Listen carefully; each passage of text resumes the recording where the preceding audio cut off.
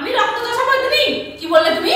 মিঠু বারে মিঠু বাহ, আমি অফিস থেকে আসতে সইল না, তুমি খেতে বসে গেছো। তো কি করব, খিদে পেয়েছে, খেতে বসছি। কি হয়েছে? কি হয়েছে মানে? আরে আমি সেকালে দাদুর মুখে শোনা যে দাদু না খেলে দিদা নাকি জলও গ্রহণ করতো না।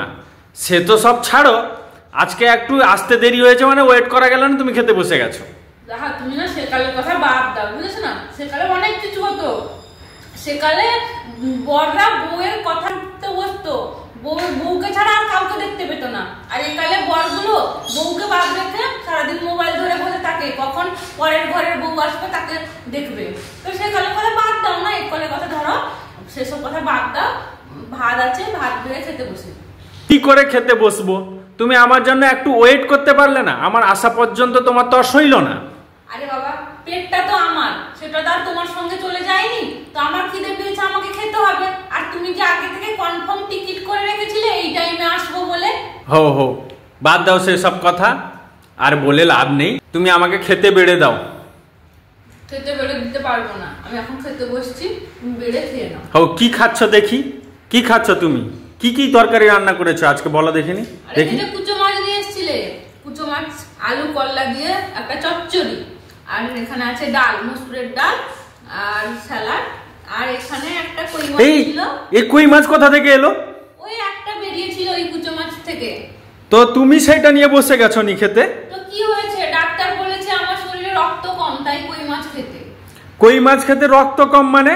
তুমি আমার দিনভর রক্ত চিবিয়ে খাচ্ছ, তার সত্ত্বেও তোমার স্বাদ মিটছে না, এই কই মাছ খেয়ে আর রক্ত বাড়াচ্ছ?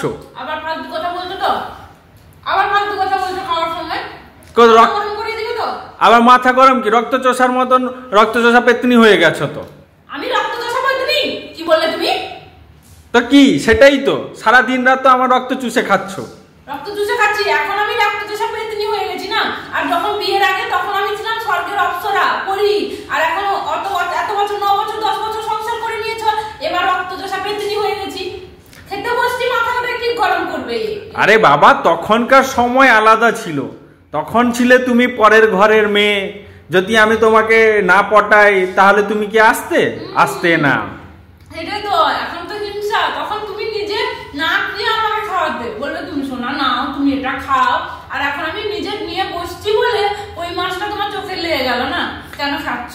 তখনও তোমার আমার প্রতি তোমার ভালোবাসা উপজে উঠতো, আমি না এলে খেতে না। এখন যে দিনে দিনে একা একা বসে খেয়ে যাচ্ছ, তো রুচিটাও তোমারও তো পাল্টেছে। আরে বাবা, খিদে পেলে কি করব? পেট তো আর কথা শোনে না। তো কথা না শুনলে বরের জন্য তো অপেক্ষা করতে হবে। তুমি কি পতিব্রতা নারী যে? ঠিক আছে, চলে আসো, আমি তোমার খাইয়ে দিচ্ছি।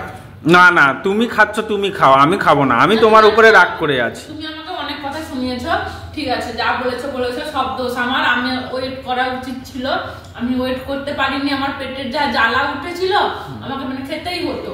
তুমি আসো, এখন আমি তোমাকে খাইয়ে। তুমি আমাকে একটা কথা বলো, কষ্ট দিনরাত কে করে? কষ্ট তুমি যেরকম করো বাইরে গিয়ে, ঘরের কষ্টটা তো আমিও করি, বলো। হ্যাঁ, সেটা বা অবশ্যই। তুমি ঘরটা পুরো সাজিয়ে গুছিয়ে রাখো, রান্না বান্না করে রাখো, তবেই না আমরা খেতে পাই।